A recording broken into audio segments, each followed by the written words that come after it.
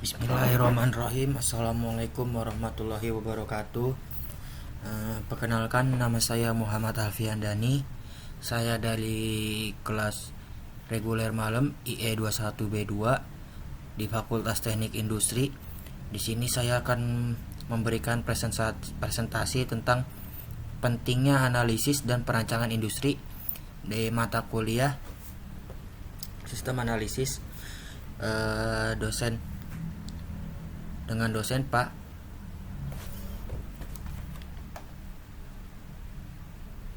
Ini bisa record. Di sini saya akan dengan dosen pengajar Bapak Abdul Halim Ansor. Nah, pertama-tama kita panjatkan puji dan syukur kehadirat Allah telah memberikan rahmat dan nikmat yang telah diberikan kepada kita. Nah, di sini saya akan menjelaskan tentang pentingnya analisis dan perancangan industri. Apa sih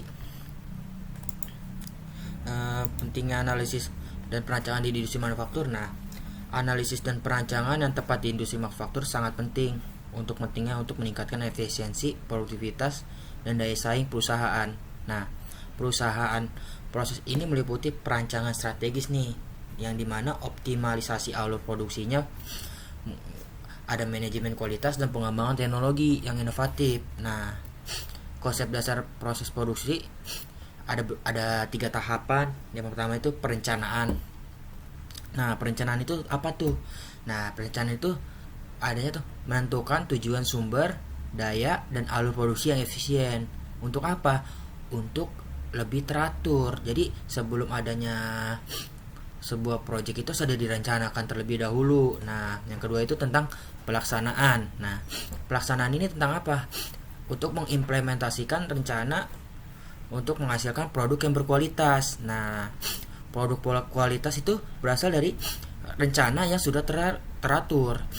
Nah, rencana yang teratur itu berarti kan semuanya sudah berjalan dengan baik. Nah, yang ketiga itu tentang pengawasan nih. Pengawasan itu memantau dan mengontrol setiap tahap proses untuk menjaga kualitas, yang dimana kalau kita awasi pasti kan produksi akan terbaik, akan terjaga dan kualitas terbaik nih. Kayak nanti ada kesalahan atau apa yang lainnya, jadi kita bisa mengontrol dengan baik. Nah, selanjutnya itu tentang konsep dasar manajemen rantai pasokan. Nah, ada 3 nih. Yang pertama itu perencanaan. Nah, mengkoordinasi aliran material. Nah, material, informasi, dan keuangan dari pemasok hingga konsumen. Yang kedua itu implementasi, memastikan ketersediaan bahan baku, efisiensi proses, dan pengiriman tepat waktu. Nah, yang ketiga itu evaluasi, mengukur kinerja rantai pasokan dan membuat perbaikan berkelanjutan.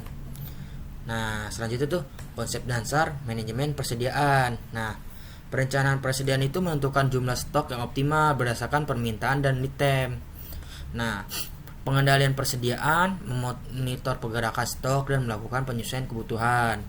Nah, untuk optimalisasi biayanya nih, meminimalkan biaya penyimpanan nih, kayak pemesanan dan kekurangan persediaan. Nah, untuk visibilitas data, mengumpulkan dan menganalisis dan data persediaan untuk pengambil keputusan. Nah, ada apa aja sih konsep dasar dari manajemen kualitas itu? Nah, yang pertama itu ada standarisasi proses, yaitu menetapkan prosedur, spesifikasi, dan tolak ukur nih kualitas yang konsisten. Yang kedua itu pengendalian kualitas, memantau dan mengawasi setiap tahap produksi untuk memastikan kesesuaian. Yang ketiga itu peningkatan berkelanjutan, yang dimana melakukan analisis dan tindakan korektif untuk meningkatkan kualitas produk. Yang keempat itu keterlibatan karyawan, memberdayakan karyawan untuk berpartisipasi dalam upaya perbaikan kualitas. Nah, selanjutnya apa lagi sih? Nah, ada konsep dasar perencanaan dan produksi, penjadwalan produksi. Nah, yang satu ada 3. Yang pertama itu peramalan permintaan, menganalisis tren dan pola permintaan untuk menyusun laporan rencana produksi. Nah, yang kedua itu penjadwalan produksi, mengalokasikan sumber daya dan waktu untuk memenuhi target produksi. Yang ketiga itu kontrol pelaksanaan, memantau dan menyesuaikan jadwal produksi berdasarkan perubahan kondisi. Nah, selanjutnya itu konsep dasar, desain produk, dan proses-proses. Nah, pertama itu ada namanya inovasi. Nah, mengembangkan produk yang unik dan memenuhi kebutuhan pelanggan. Yang kedua itu tentang rekayasa, merancang proses produksi yang efisien dan handal. Yang ketiga itu ada namanya pengujian, memastikan produk dan memenuhi kualitas keamanan. Yang keempat itu optimalisasi, meningkatkan kinerja dan biaya produksi secara berkelanjutan. Nah, selanjutnya ada namanya konsep dasar nih, ergonomi dan keselamatan kerja. Ergonomi ini merancang stasiun kerja dan alat bantu yang sesuai dengan kemampuan manusia. Yang kedua itu keselamatan kerja, menerapkan prosedur dan peralatan pelindung untuk mencegah kecelakaan kerja. Yang keempat itu kesejahteraan karyawan, menciptakan lingkungan kerja yang sehat, nyaman, dan mendukung produktivitas. Nah, selanjutnya itu konsep dasar otomasi dan teknologi manufaktur. Nah, teknologi manufaktur itu apa aja? Teknologi mekanis, penggunaan mesin, dan alat-alat bantu untuk meningkatkan efisiensi proses. Yang kedua itu teknologi digital, integrasi sistem, informasi, dan perangkat cerdas untuk mengoptimalkan produksi. Yang ketiga itu pembelajaran mesin, pemanfaatan analitik data dan kecerdasan buatan, pengambilan keputusan. Nah, kesimpulan dan saran untuk mengembangkan industri manufaktur itu ada namanya analisa dan perancangan industri manufaktur merupakan kunci untuk meningkatkan efisiensi produktivitas dan daya saing.